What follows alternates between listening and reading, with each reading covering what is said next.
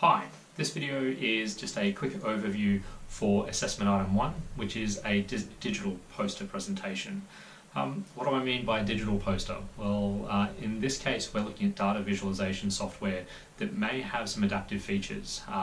Not every assignment, not every submission will have an adaptive or interactive visual, but if you do want to use that functionality from data visualization software, which we talk about in week 2 of this unit, you may want to actually show that particular functionality off in your poster. For example, if you've got a time series and you wanted to show how data profiles changed over time, you might be able to do that. So in that case, we've left this open to say it's a digital poster, which means it's something that you can present on a PC as a static template that you can demonstrate that change. So an audience could actually sort of play around with your poster and sort of gain some additional insight from the data that you're presenting. I mean, this is all really the whole value of having data visualization software. It allows us to sort of unpack and explain things at a level of detail and elegance beyond just perhaps a simple two-axis graph. So we'll explore this in a little bit more detail as we go through this unit. But just as a quick walkthrough, essentially what we're asking you to do for this task is to take a data set, hopefully something that you've got from your existing workplace, from your existing role at the moment, to try and identify a particular area or opportunity for the business based on the data. So basically looking at the data set, trying to look for patterns and differences or nuances within that data, and using data visualization to essentially help unpack that space and help you form recommendations and support those recommendations for how you might change things in the workplace currently, or perhaps with respect to a strategy, a product line, whatever it is that you're interested in. Now, if you don't have access to data, don't stress. I've got access to a fairly large data set, a publicly available data set that I can sort of connect you to for that task.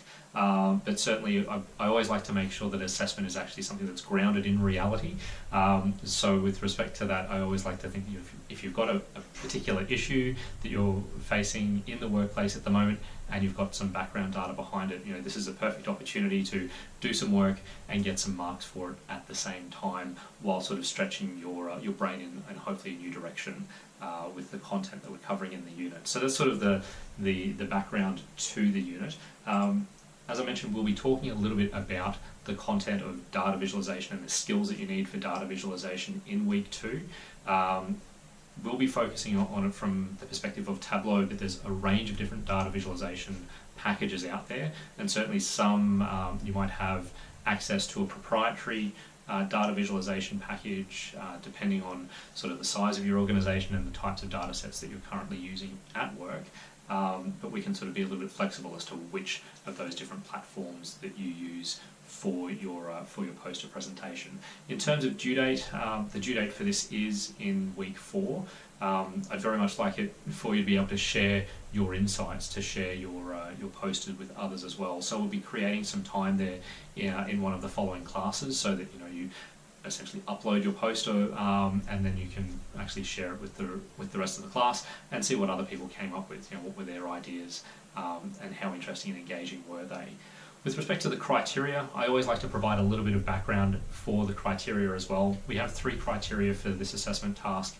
So KS 1.2, the simple explanation for that is where KS 1.2, or knowledge skills, is specifically focused in this task towards your use of a specific technology or way of doing things, like a process or a technology. So here we're looking at focusing that criteria towards your use of the data visualization software itself.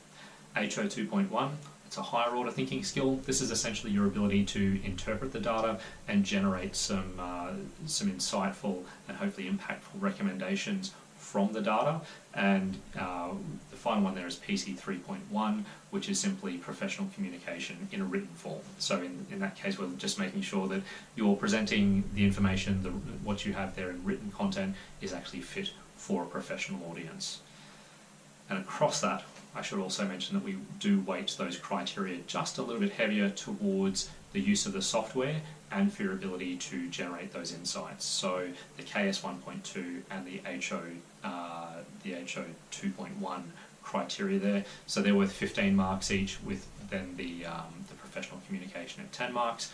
Just to really sort of tip the hat towards this as an assessment task that is focusing mostly towards that interpreting information and presenting that information in that visual way, so the marking criteria sort of mimics that intent for the task as well.